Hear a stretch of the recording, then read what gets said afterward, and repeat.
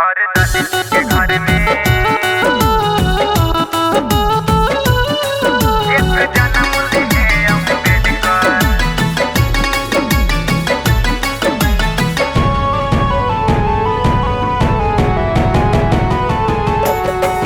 हर दलित के घर में एक जन्म लिए अम्बेडकर।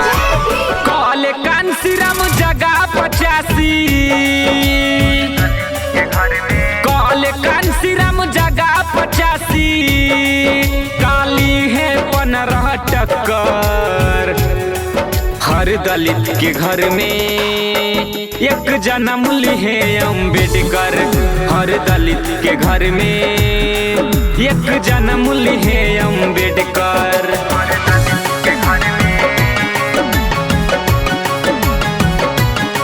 एक जन्म लिए अम्बेडकर।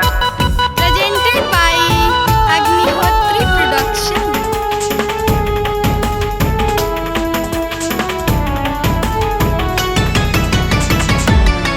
भारत के कोना कोना जस लागी महू नगरी।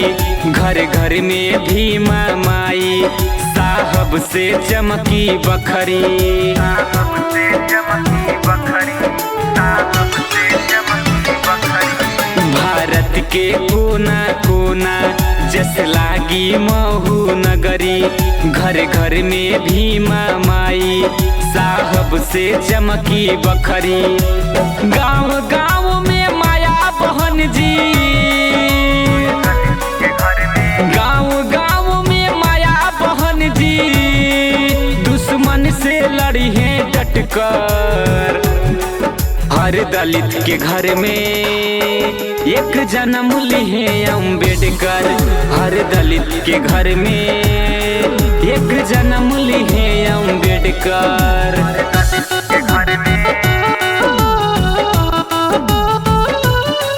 एक जन्म लिए अम्बेडकर।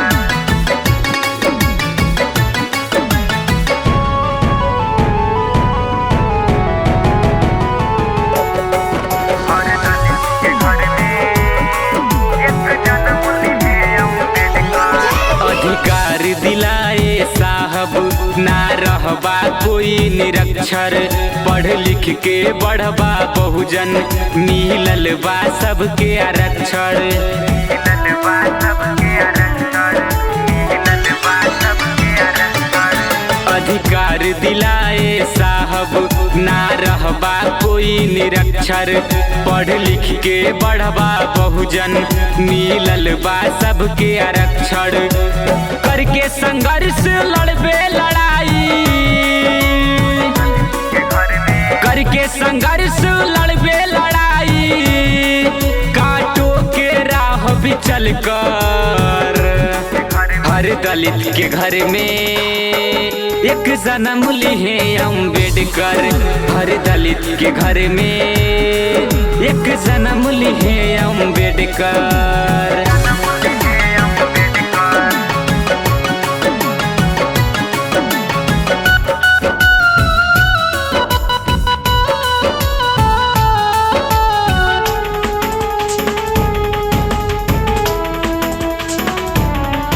हर दलित के घर में कहेले राइटर सागर अब जागा बहुजन चेता। तू मूल निवासी निर्भर भारत के सच्चा बेटा। भारत के सच्चा बेटा, भारत के सच्चा बेटा। कहेले श्याम पंकज अब जागा बहुजन चेता। तू मूल निवासी निर्भर भारत के सच्चा बेटा। गुलशन गौतम समझ के खातिर। के घर में गुलशन समीर समझ के खातिर जाने भी दी है लड़कर। हर दलित के घर में एक जन्म लिए अम्बेडकर। हर दलित के घर में एक जन्म लिए अम्बेडकर। कॉल कांसीराम जगह 85 काली है 15 टक्कर। हर दलित के घर में एक जन्म लिए अम्बेडकर हर दलित के घर में, एक जन्म लिए अम्बेडकर।